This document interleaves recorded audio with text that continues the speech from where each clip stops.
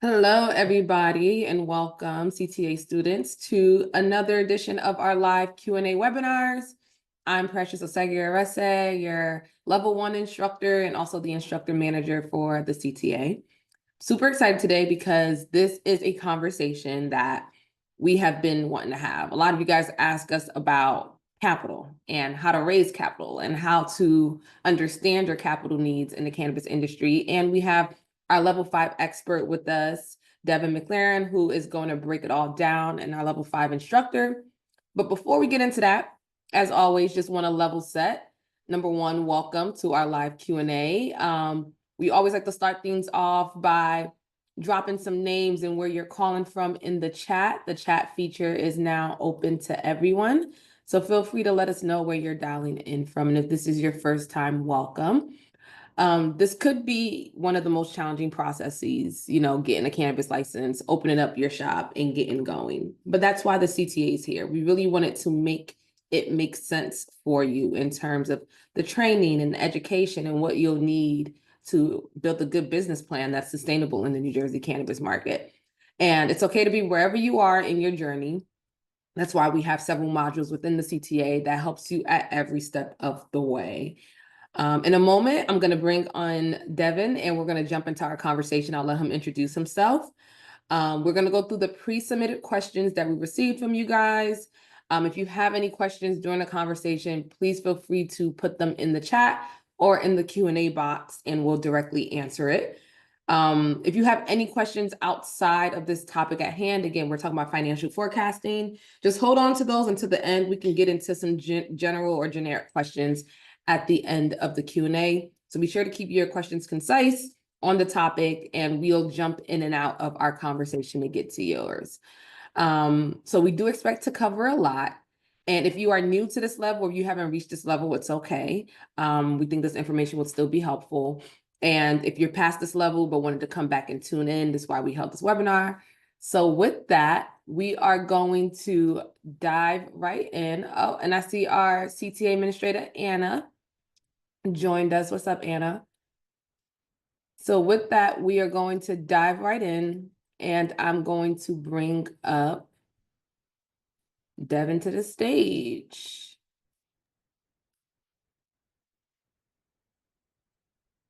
What's up, Devin? How we doing? I'm doing pretty well. Yeah, good.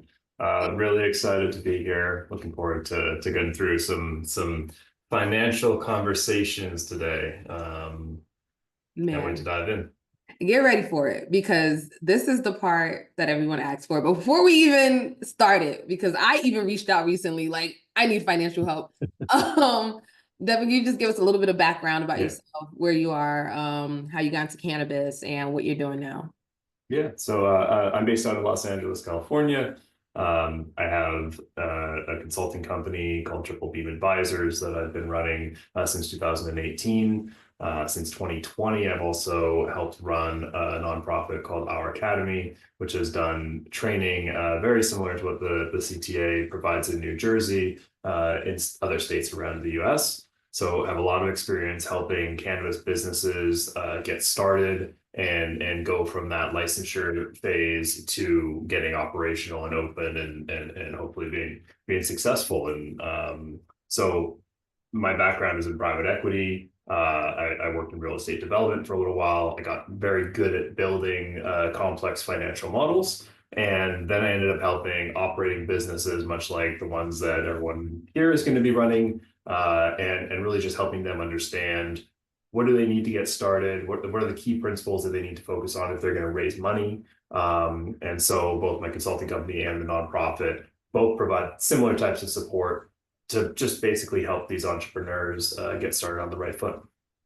Nice. And I'm excited to dive into the conversation because you talk about complex financial models. Is cannabis one of the most complex models when you think about the work you've done thus far? Like, where does that compare? I think that the models can be complex. I think when you think about the system and the industry, cannabis is complex. It's difficult. It's difficult to be successful because the ground is always moving. The rules are always changing. It is a new industry overnight, which we haven't really seen anything like this in my lifetime, at least before cannabis. And I think that's an exciting opportunity to be part of that. And I love being able to help people navigate through that difficult process. But it does make it challenging if you don't have any support. And so that's why, we're here today, help support people through this.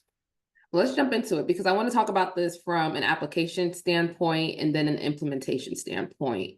Sure. So just setting up the tone for the basics, just what are some key components your financial plan must have for your application? So for your application, the primary goal is to demonstrate that you understand how this business is going to work, that you understand and have thought through the different components of your business. How is it going to make revenue? How are you going to market it to customers? What are your main expenses? How much money do you need to get it going? And where are you going to get that money from? Is that going to be debt? Is it equity? So these are some of the most important things at that kind of early stage that you would want to include in a pro forma that you're submitting for that application. Right. And we know that a lot of our students don't have like this cannabis background in terms of like understanding what a model would look like. And then you have the cultivation lane, the manufacturing lane versus like retail and stuff. So there's different components. Do the financial plans for license type differ in any major way that people should know about if they're going for retail versus cultivation? Yeah, they will differ in certain ways. Some ways they're going to be very similar. So when you think about a financial model, probably the most important basic part of that is going to be the income statement. So that's basically going to show revenue forecast and expense forecast. So that can also show money that you're going to spend before you're operational. So the invested capital that's going to be required to open the business, whether that is a cultivation or a retail. So that's going to be the same across the board. You're going to want to see some type of a cash flow forecast, which is a little bit deeper than just an income statement, because it shows the timing of when that money is going to be required and when the revenue is going to come in. So the difference between those two can create an additional capital need. Working capital is what we would call that. So the time that it takes between when you start spending money and when you start to make that money back. That's consistent across all of these different license types. Where you're going to see some differences is really the types of expenses that you're going to incur. So if you're starting a cultivation, for example, you're going to need to spend a lot more money up front before you get any revenue to get that cultivation up and running. There's a big capital intensive need, which means you need a lot of money. On the flip side, if you were opening up a retail store and you're not buying the store, you're just renting something, you need to do a little bit of a build out, $300,000 for a build out and startup costs, you can get going a lot quicker. So those are some of the differences from license types. You really just need to understand where is the money going to be spent and where is it going to be coming in from once you're operational. And let's talk about assumptions, because that's something I kind of learned from you when working with you on like just how to build out a financial plan. How do financial assumptions impact forecasting, and what factors should be considered when making them? Because for a lot of us, we don't really have information in terms of like, yes, you can establish a valuation, but where are you establishing that from? Like, where do these assumptions and numbers really come from to help us figure out like what is the value of this business? How much is this business going to be worth in the long run? How do you pull assumptions out of thin air? Where do they come from? Where do they come from? So it's a great question, and it is one that I get a lot. And what I like to tell people is the assumptions are the most important thing. Like that's really that's the story you're telling. When you're putting together a financial model, you're really telling a story about how you expect this business to come together and then perform. And so the numbers that are coming out as outputs. So if the assumptions of the inputs that you're putting in, that's like, how much money do I think I'm going to make a month when I'm stabilized? How much money is it going to cost me to get everything up and running before we hit revenue? How many staff members are we going to have? Those are assumptions. Those are inputs. And then the outputs will be where the model will tell you, okay, next year you're going to have this much profit, right? So those outputs are going to be, they're not certain, they're not guaranteed. They are completely based on the assumptions that you're going to put in. So you want to make sure those assumptions are are two things. You want, number one, you want to be able to have them be informed. And so you're asking the question, where do we get these assumptions from? You've got to be out there talking to people, talk to folks that have done it already. Usually they're going to be in a position where they're willing to help and share some insights with you. Talk to other people. So you have service providers that are helping you, you have lawyers, you have consultants. They're going to be working with other clients. They'll have seen different case studies. So you can really get a lot of that information. And it's not going to be perfect, but it doesn't have to be necessarily. You can get that information by crowdsourcing it primarily. The other thing your assumptions should be is conservative. And so what do I mean by that? I mean that you don't want to put very lofty assumptions into your pro forma, particularly on revenue. You don't want to overstate your revenue and you don't want to understate your costs, because if that's your plan from the beginning and then you don't make as much revenue as expected, meaning that your assumption was wrong to the upside, you're going to be in a very tight spot because you might not have raised enough capital. So in order to, when you're running a business, you want to be cautious, you want to be conservative, you want to demonstrate to your investors that same cautiousness and conservative nature. Otherwise, it might send the message that you aren't knowledgeable about the business that you're going out and trying to run. Yeah. And when you're creating these assumptions, then this is what you're putting in your financial plan that goes in your application. How much of what you put in that application is what maybe regulators or what even you should expect to execute in real life? Or what does that change quite significantly if you notice from operators what they put in their plan versus when it's time to get up and running, major changes are happening? I would expect very, very few people end up following the exact same plan to a T that they put in the application compared to when they actually get hit, rubber to road. These are going to change constantly. The markets change constantly, so they kind of have, they should, right? The price of a pound of flour in New Jersey, if you track that over the last couple of years, you're going to see some wild differences. Just like any other new market, it takes a while for that market to stabilize. So we've seen it in every single market that has legalized cannabis. Prices, wholesale prices will typically come down as the markets get more efficient. You want to factor that in. You want to be mindful of that. Even if the cost of, so say you're a cultivator and you can sell at, $500 a pound, for example, today. That might not be the assumption that you want to put in your forecast, because you might have an expectation that that's going to continue to decline as more cultivators are online, as there's more competition in the market. And so this is where that crowdsourcing kind of comes into play. Looking at data from other markets is helpful as well. Find one that's like similar in size and in maturity to New Jersey. That can be helpful. There is a lot of data out there if you go and look for it. It just takes a little bit of elbow grease to go and find that. This is one of the parts of the application where I feel, though, if you have not had a financial background, this is something you really want to get experts involved in. For students who are, first-time entrepreneurs or first-time entrepreneurs in cannabis specifically, because we do have to deal with things like 280E and other ways to manage our money, the lack of capital that really surrounds the industry.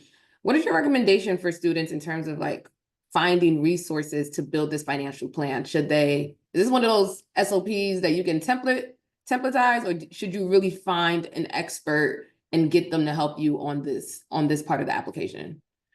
Yeah, I mean, identifying the biases at play here, I provide this service to folks every day. You're very welcome to reach out to me if you need assistance, but above and beyond that, going out to industry events locally, there will be service providers there that are looking to help people like you. Go to conferences, go to these kinds of spaces where people who have the experience specifically in cannabis are there. I think I would lean towards having somebody that does have that unique industry experience, because it really does differ from a lot of other industries, particularly when you start talking about the regulations and the taxes, and just the variability of how those assumptions change, how drastically and how volatile those assumption changes can be in cannabis. So, but yeah, you can find these service providers. You can search online. They are out there. A lot of technical assistance programs like the one that that you're in right now, they lean on people who are in the industry, who are experts. And so those are great resources for you to reach out to. Doesn't necessarily have to be me, but there's a lot of other talented people that can answer these types of questions for you as well and can help prepare these. They are complicated if you don't have a financial background. And so,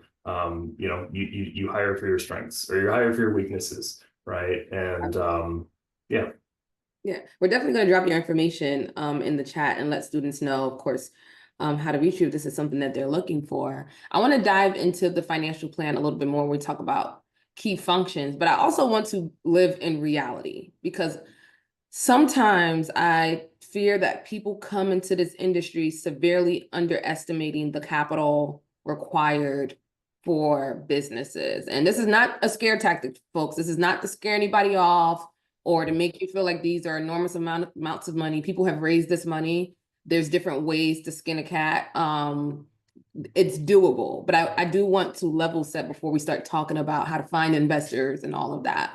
Let's talk about retail, and then looking at the New Jersey cannabis market right now. What are you noticing is the average startup cost for a retail operation? Yeah, retail operation, these can vary really wildly, and you know, a caveat with that, like for example, if you can find a location that used to be a dispensary that wasn't a legal dispensary, you know, you kind of hit the lotto if you can get that, because it's already built out in a way that will service you and service the needs of your dispensary. So, you know, putting aside rare cases like that where you can come in and spend very little money on the build out costs or the tenant improvements. If you're coming into a typical retail store, you need to outfit that store. You might have to do floors, you might have to build display cases. You know, the construction costs that will go into getting that store ready to open typically will be about $200 to sometimes $500,000. And that's really like the build out costs and the consultants and everything to get the business ready to open. Over and above that, you're going to want to have money put aside, like we talked about before, for working capital. So if you open a retail store, the hope and expectation may be, you know, first month that we open, we're going to have 300 people a day coming through the store. We're going to hit this revenue number. You know, we'll make the average revenue of all the other dispensaries in the state.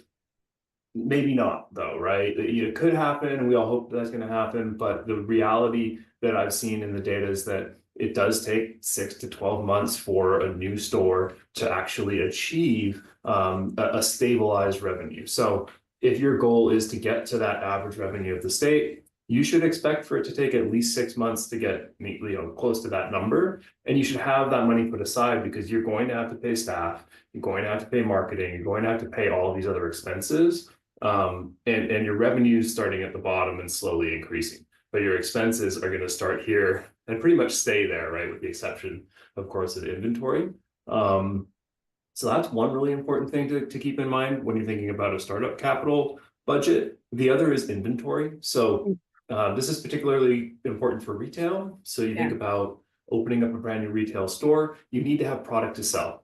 Okay, so you're going to go and buy product to stock your shelves. You might spend $100,000 getting all those products into your store. I'd recommend you start a little lower than that, and I'd recommend that you order weekly and don't just order for, you know, this is how much I need for a month. Slowly ease yourself into it, but the takeaway here is that your suppliers, people that are getting you those products, typically need to be paid in 30 days. And the likelihood of you selling all that product in 30 days is pretty low, because you're always going to have products in your back room on your shelves. So you need to also budget for the working capital difference between the money that you're spending to buy those products and the revenue that you're getting from the products. And so that's where having a really good financial model that has cash flow considerations can really help you determine what is that number, because it's not an easy number for us to just sit here and pull out of our head. It does take a little bit of math, and it does rely on certain assumptions about your store as well. Yeah, nice. And I'm glad that you broke it down like that, because there is several factors when you think about what you're going to need, even outside of just build out, inventory, payroll, like real capital needs that you're going to need. And we can't just go to a normal bank and get loans, people, right? So you definitely have to be, this is all really creative financing at the end of the day. Now let's jump ship and look at it from a cultivation manufacturing standpoint. And of course, we know Jersey, we have micro and standard. So there's huge cost differentiators in there. But for the sake of it, let's just talk about a standard cultivation license. What are we seeing people really budgeting for to get one of those up and going? I mean, probably $2-3 million, to be honest, all in. Cultivation's hard because you have a lot of capital expenditures. So you have a lot of different types of equipment that you're going to need to have. You need a larger facility, which means you're paying more for rent. But the big consideration when it comes to cultivation is these plants don't grow overnight, right? It takes some time. And you gotta spend a lot of money. You have to build out the facility, right? And then you have to plant, right? And hire all your staff, plant, and then you have to let that plant grow to a point where you can actually harvest. And so the date that you put your first money in to the date where you sell your first product, that's a long wait. You have to fund all of that with startup capital. So some of this will be familiar to a lot of folks that if you're coming from an illicit market, you might understand that already, that principle. But over and above that, you do also need to save money for taxes now, right? So budgeting for that, realizing that even if you grow that full crop and everything goes great, it's now going to take you another 6, 8, 12 months to sell through that crop. And as you're selling through, you do have to put money aside for taxes too. So it can really take up to 2.5 years to stabilize a cultivation to a point where you're covering your expenses with your own revenues. It really does take time. Right. And I know that there's other license types in betweens, but I really just wanted to set the stage for two of the most that we see given out in the New Jersey cannabis industry. So folks have an understanding of what startup costs are. When you look at dispensaries, you can say, oh, this person probably spent X amount roughly, right? To get this up and going. So a couple things you see when you think about your financial plan: cash flow statements, balance sheet, income statements, financial ratios. We talked about assumptions. I want to talk about what makes up a good balance sheet. Like when you look at a balance sheet and say, oh, this is a good balance sheet, this is a stable company, what components do they usually have? Balance sheets are going to have assets, liability, and equity. So typically, if you're asking, what is a healthy balance sheet going to look like? Your assets should be higher than your liabilities, number one, right? Which just means that the value of the things that you have. So, cash could be, cash, investments, inventory, those should be bigger than the amount of debt that you have, for example, so your liabilities. Typically, there's two other things too that are really important. So your accounts payable and your accounts receivable. So money that you owe people would be accounts payable, short term, not necessarily like a big loan or something, but money that you still have to pay out. So you have something on 30-day terms, you haven't paid them yet, that's in your account payable.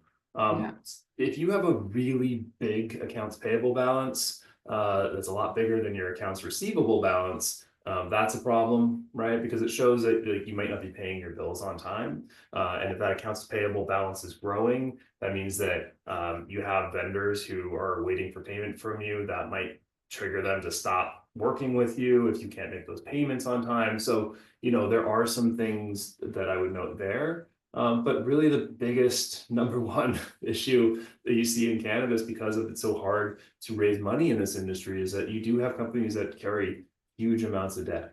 And this can be a killer. It can sometimes be a slow killer of a company. It can sometimes be a very fast killer of a company.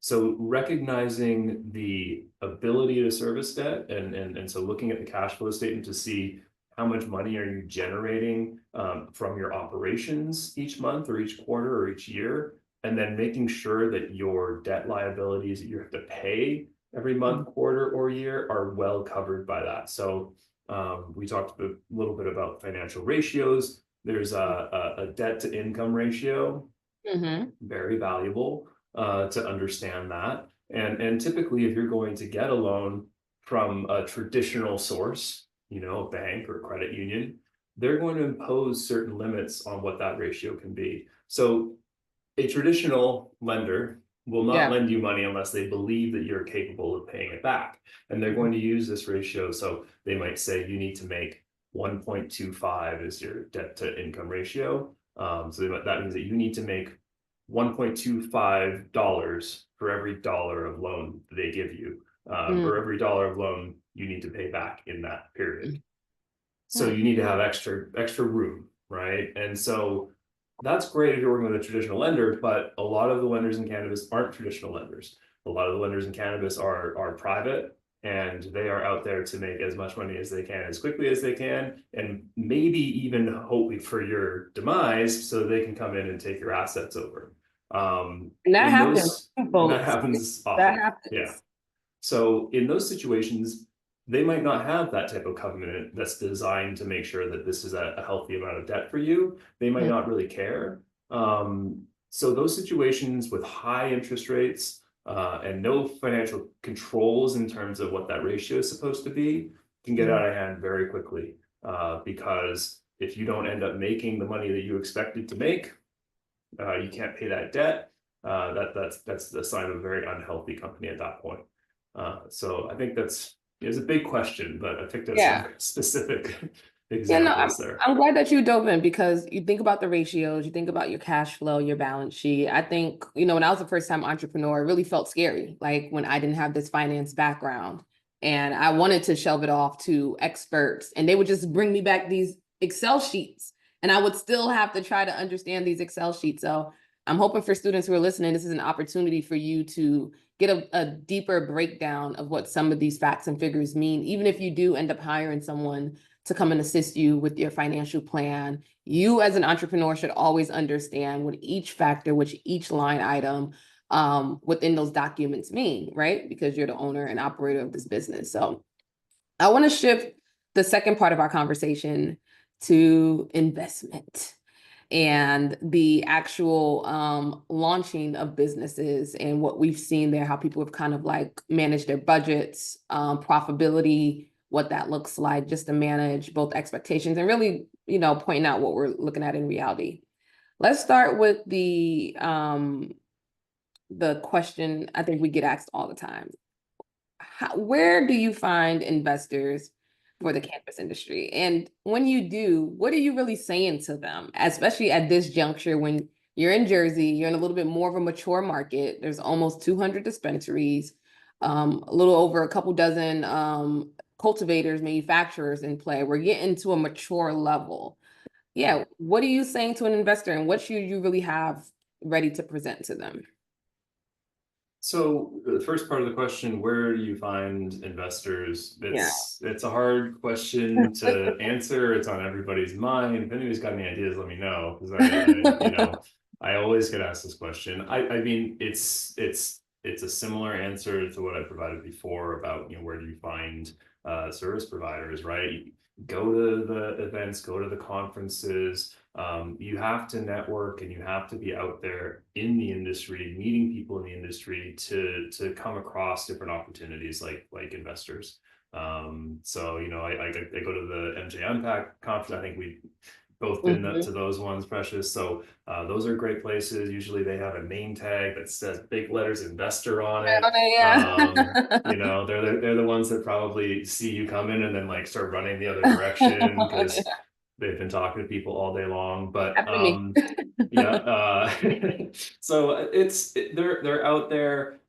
It's tough to find. It won't be easy. I'm not gonna lie to anybody. But the way that when you do find an investor in the industry now, there's two types of investors. There's the cannabis investors who do invest in cannabis, have invested in cannabis, and they know it well. And then there's the investors who are maybe just privately wealthy people who maybe they haven't invested in a cannabis company before, but they're interested. Maybe that it's recreationally, they enjoy cannabis. They want to go and talk to their friends about, yeah, I invested in a cannabis grow. Like those people are out there. Yeah. And they need a little bit more hand holding and they need a little bit more educating about the industry. But it is a group of people that you can access, and it is a group of people that are out there that you could definitely find funding from.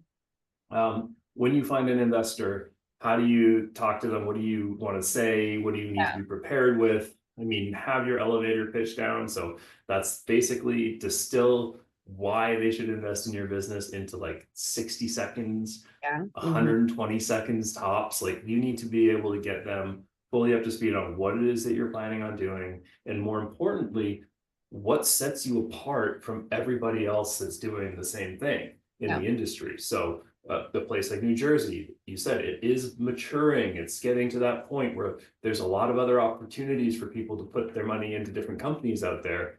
Yeah. You need to know through and through what makes you different than everybody else. Yeah. Is it the team that you have? Is it the location that your store is? That's it's just such a prime location, and it's good for all these different reasons. Is it that you're the best grower out there, and you won all these awards, and you know exactly how to grow good products? I mean, there's lots of competitive advantages out there. You really need to know and understand what yours is going to be, and you need to hammer it home when you're having those conversations so that they know that's the reason they should invest in you instead of any of the other people that have a handout for money as well. Mm. And we know that there are different formats for taking investment. There's equity formats, there's debt, convertible notes. What do you kind of see in being some of the main sources for investments in cannabis specifically? Yeah, we see a lot of convertible notes. It ebbs and flows. The debt markets, were pretty good a little while ago. Interest rates went up a lot with everything that's been happening in the country. And the way that it works typically is, if your interest rate for getting a mortgage, which is backed by an asset, is this, then your interest rate for private debt in a company that's unsecured is going to be like that. And Yeah. so if the mortgage rates go up, then the private debt rate's going to go up on top, and there's always going to be what's called a spread. So when interest rates go up across the country, they go up significantly for private debt as well, which is typically what we would see a cannabis company get.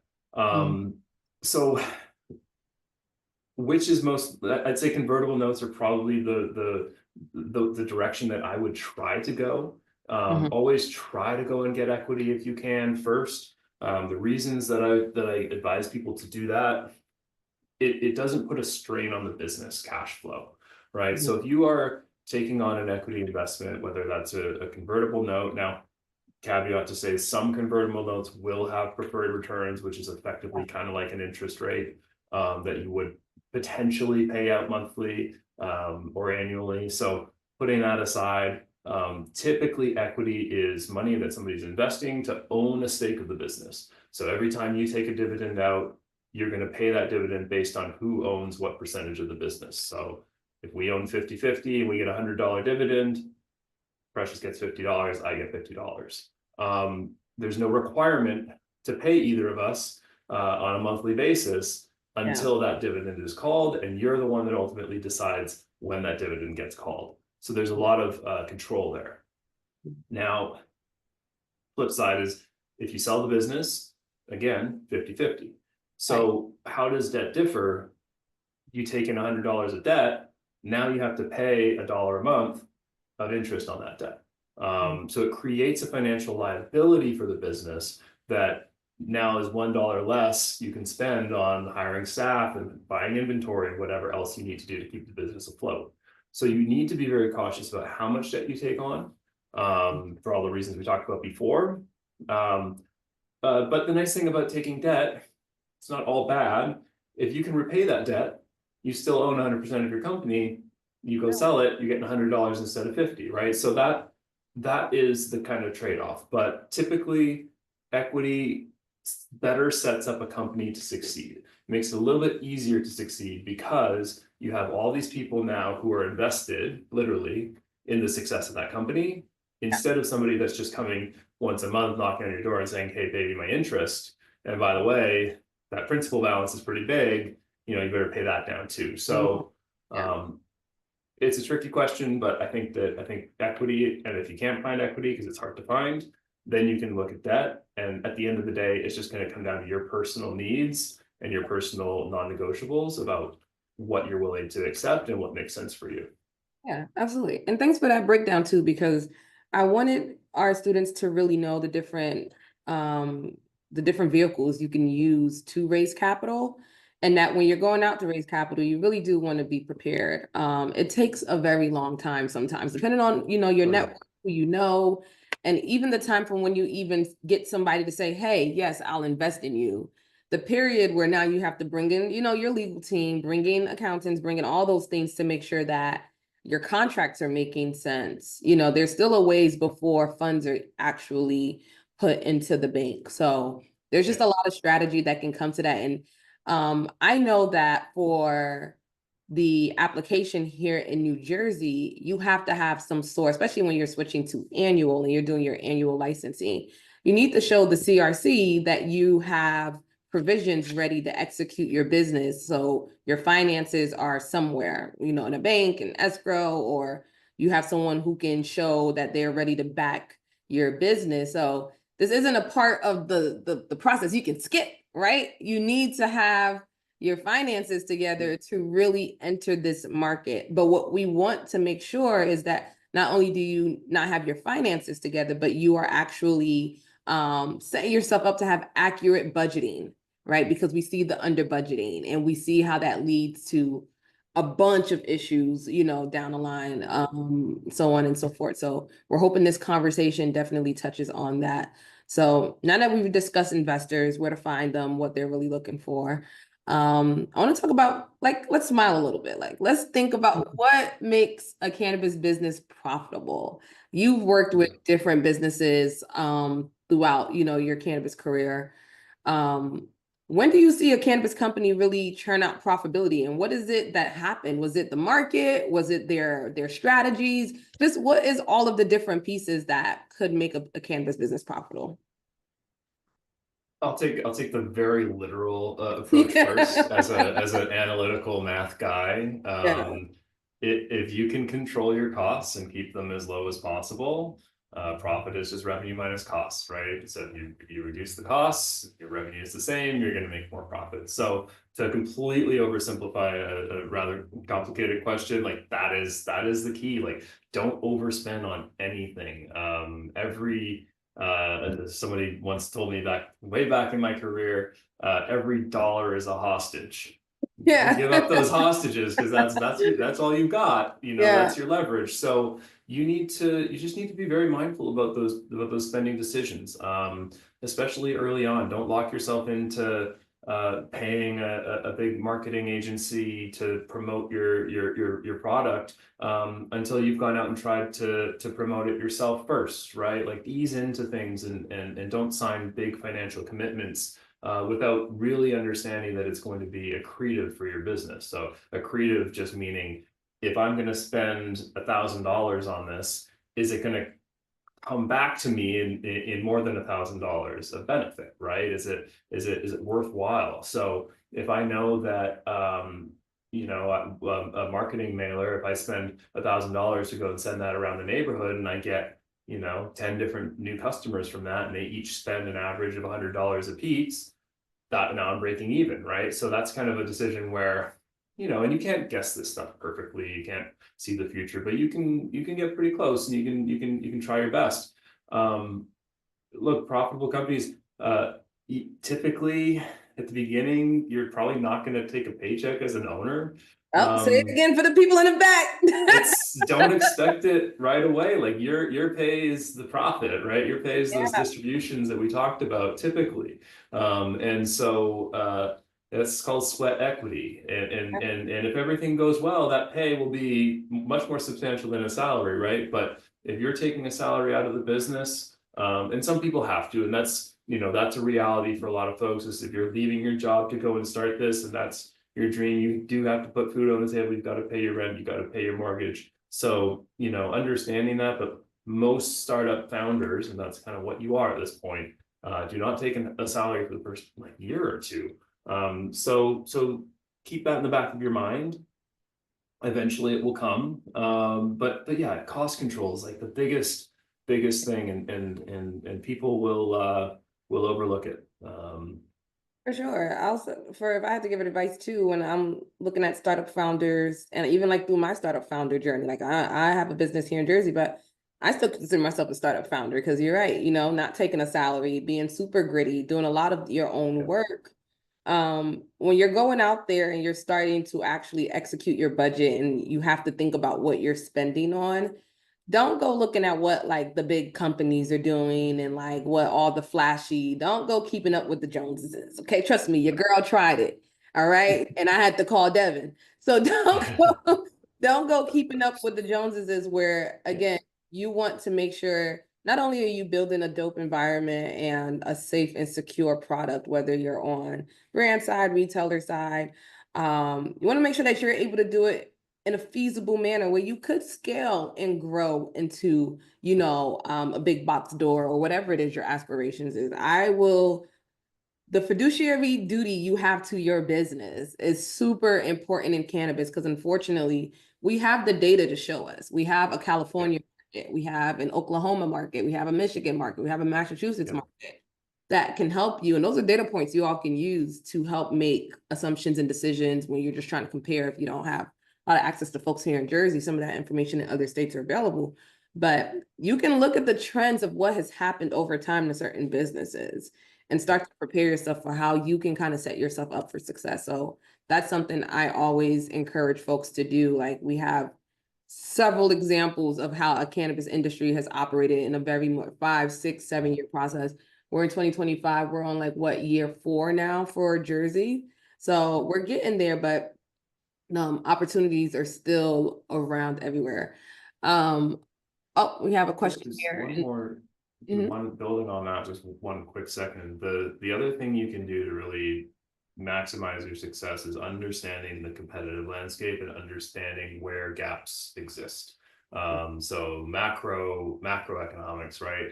And then the state provides a lot of very detailed data on the different types of licenses and how many there are and where they are. And so you can go and look at that and you can find locations that are, opportunistic, that do not have a lot of competition in them.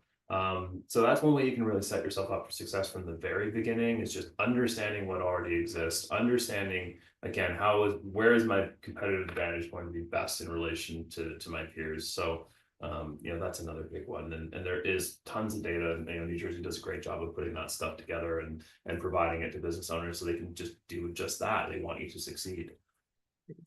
I have a question here in the Q&A chat. It says, Devin, are there any pitches you heard in your career that stuck with you? A pitch that made you go, wow, I guess like this business really, really got it going on.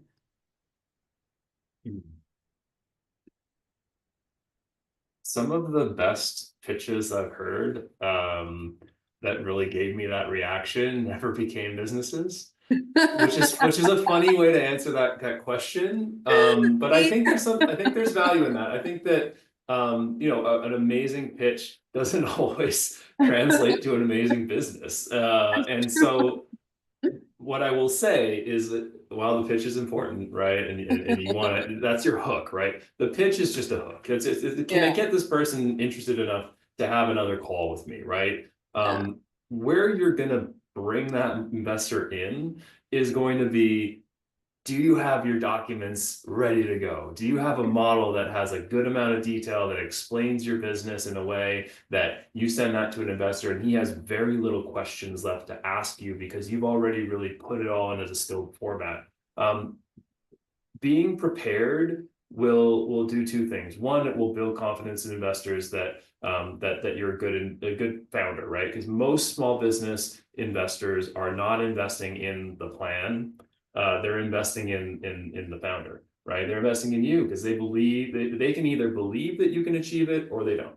And so the best way to do that, sure, having a good pitch is how you get them interested, but the best way that you convince them that you're gonna, do right by their money is by showing them you're prepared, being on time, just showing up, showing them with your actions. So I would say that is a lot more important. The other thing that being prepared really does, if you can have everything ready to go and send it out, and here's everything you need to make a decision, it will get you to know faster. So if I'm a prospective investor and we meet and you nailed the pitch and I say, okay, great, send me your deck, send me whatever you have, and you send it to me and I now have everything, Now it's like, I can either set up another call or I can say, you know what, no thanks.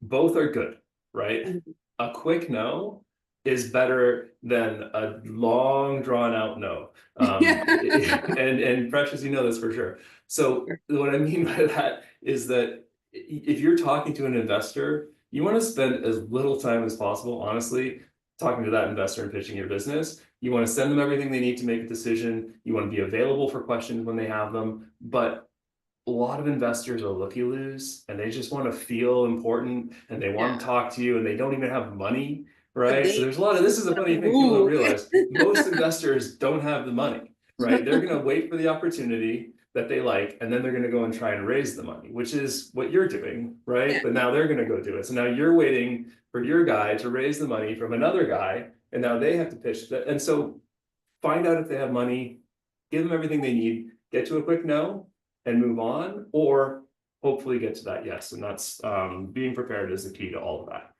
Honestly, like Devin, I couldn't have put it in better terms because I have stories, okay? You're talking to someone who has pitched all over the country, won pitch competitions, lost some, talked to investors. They can really send you on the okey doke, okay? I had an investor as far as take me with them to their bank to show me that they were liquid and still ghosted me like for another 2, 3, 4 weeks. So it's just kind of like, I honestly did appreciate when someone would get back to me and say, you know what, not right now, not at this time or whatever, because it allowed me to move on and go to talk to more people.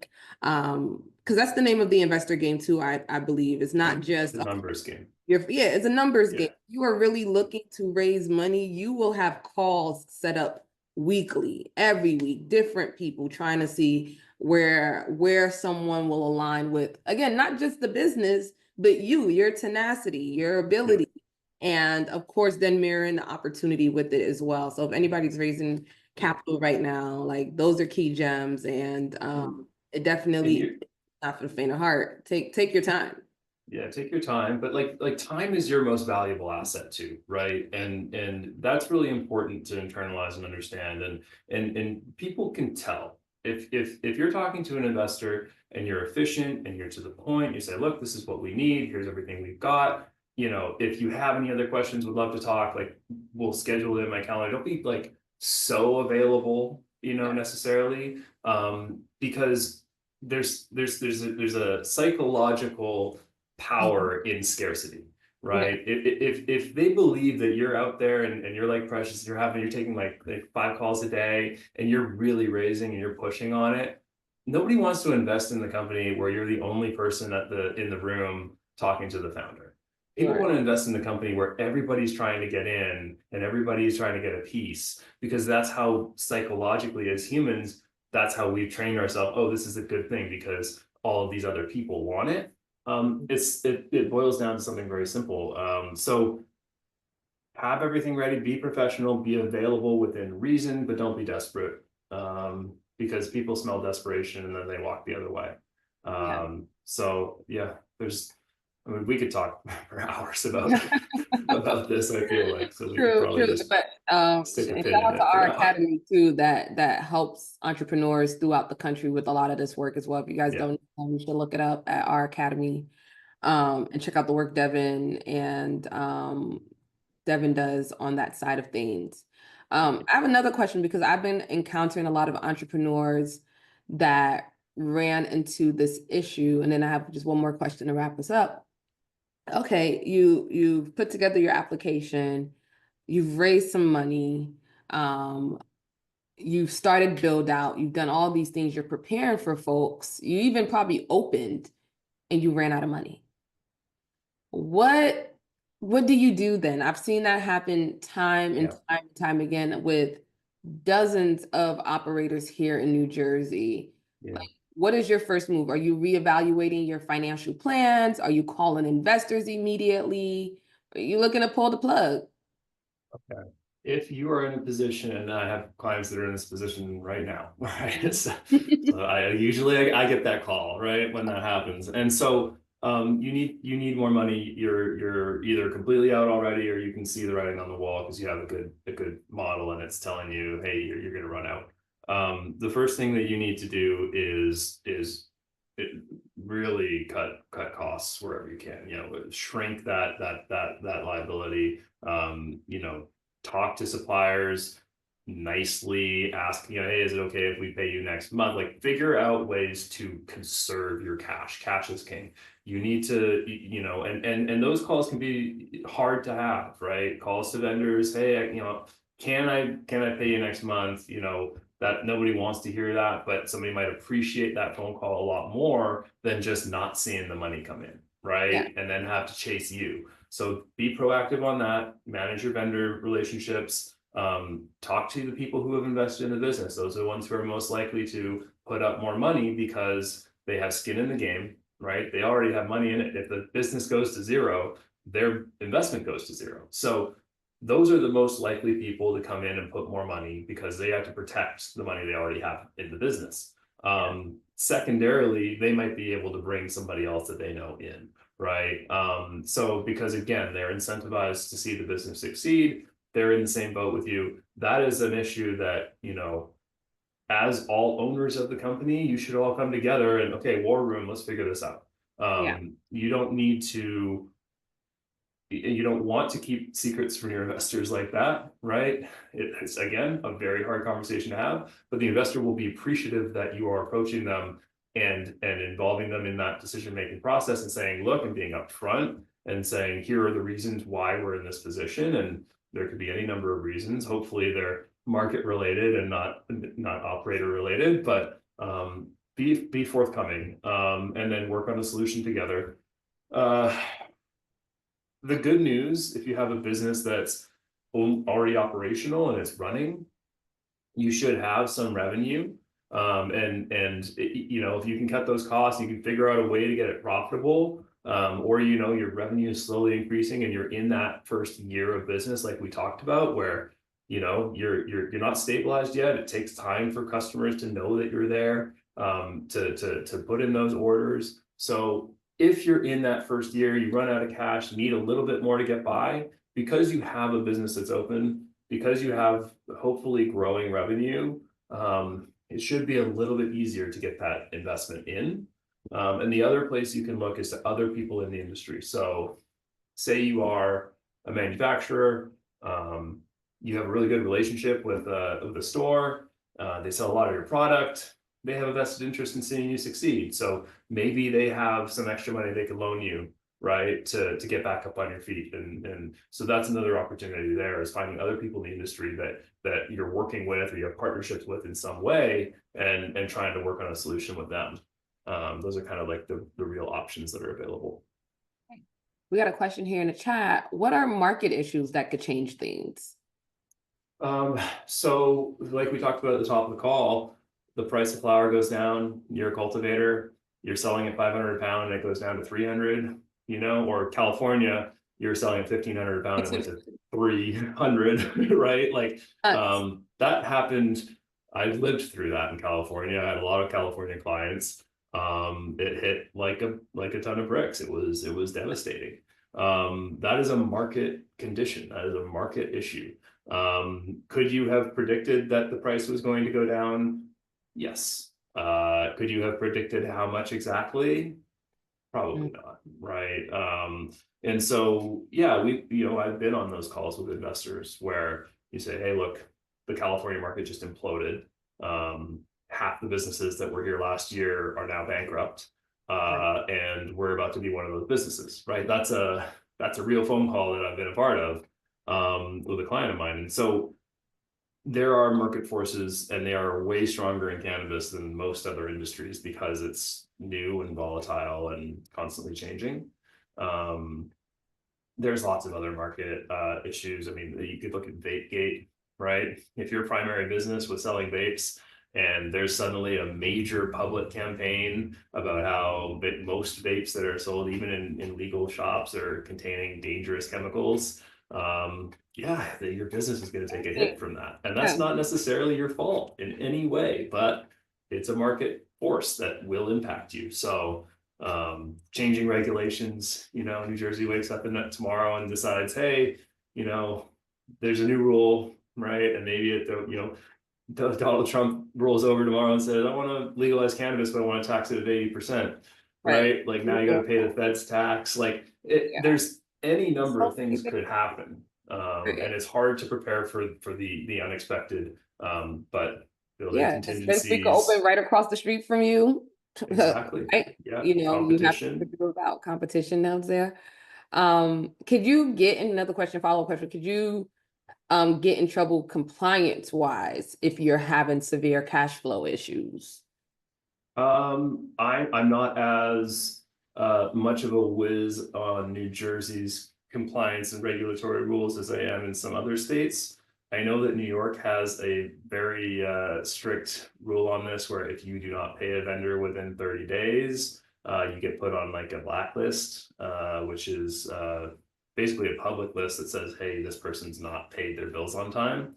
I don't know that New Jersey has that, but I'm sure that, you know, I don't know. Word gets around though. Yeah, I mean, word gets around one way or another. I don't know that the CRC can like take your license away because you have cash flow issues, but you know, I think as long as you're paying your taxes, you know, if you don't pay their taxes, Your taxes, now you have a problem. But yeah, I don't know that they're actually really monitoring that level of detail in New Jersey. Now there isn't something like that that we're seeing in New York and New Jersey. So plenty of other issues will be caused by that though. Right. CRC is not your biggest worry at that point. After they give you that license, you know, outside of audits and making sure you're being compliant and safe, it's up to you to grow that business, right? And turn a profit. Well, Devin, I really appreciate your time and all the insights. One question I ask every instructor before we leave is like, what is the advantage of taking your course here with the CTA for our up and coming entrepreneurs? I think it will help frame a lot of really important concepts for folks, especially if they don't have a financial background. I have taught that course in, you know, many times in all kinds of different settings. It's been pretty refined. I think does a pretty good job of covering a lot in a short amount of time. It goes into all the things we've talked about today in some way, shape, or form in a little bit more detail. I think that at the very least, it's about just building up the vernacular and understanding how to talk about some of these things, because the principles of finance are not necessarily complicated, but the words that people use to describe those principles will sound like another language, right? And so if you can start to understand, okay, what is debt, what is equity, what's working capital, and watching through that course will help you understand some of those things, and it'll give you other things you can go in and Google and look up. And there's plenty more online resources for free available to learn about all of this stuff, but you just need to know what to look for. And so my hope is that at the very least, that introductory course will really help you understand the basics and understand what to ask about getting more information and diving in deeper. Makes sense. Well, thank you so much for that, Devin. Thank you for our robust conversation. Shout out to all the students that participated, drop some questions in the chat.